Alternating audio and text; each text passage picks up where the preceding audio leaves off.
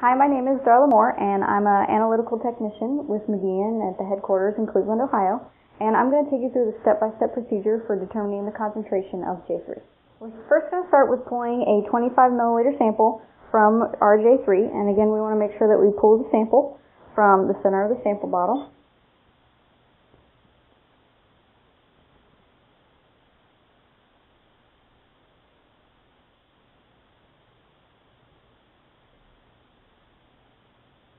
And this is a 25 milliliter sample, and we're going to place it in this beaker.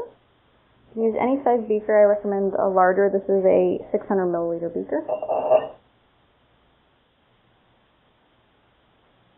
We're now going to continue with determining the percent concentration of the J3 sample. We have the sample here on a stirrer under the hood because this requires a hood for this portion of the test. And we're going to go ahead and turn the stirrer on and stir the sample. At this time, we're going to add 5 milliliters of the ammonium oxalate, and then we want to immediately add the ammonia hydroxide to increase the pH to at least over 11.5. At this time, I'm going to turn the hood on and perform those steps.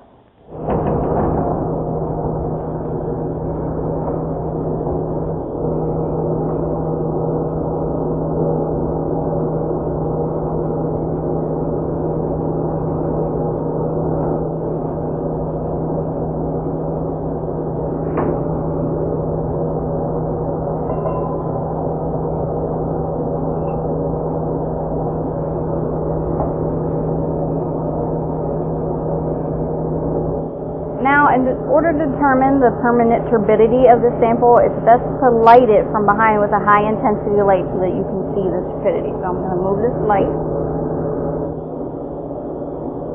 We are now going to titrate dropwise with the calcium chloride until we see permanent turbidity in the sample.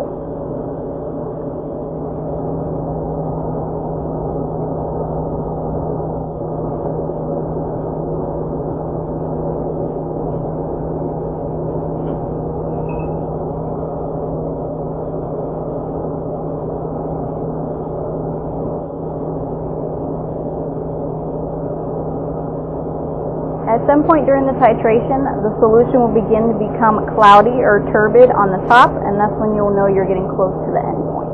At that point, you want to drop really very slowly into the solution because the change does not happen instantaneously. At this point, the solution is becoming very hazy and starting to be more turbid, so you want to add your drops. You want to space the drops out at least by 1 minute. At this point, the sample has become permanently turbid, and you will now record the milliliters of the calcium chloride used for your calculation. We will use the data obtained from the J3 test in order to determine the percent concentration of J3. We will use the milliliters of calcium chloride used times 2.6 in order to determine the percent concentration of the J3. All steps for this procedure and the calculations can be found on the J3 data sheet, which is on the McGeehan website.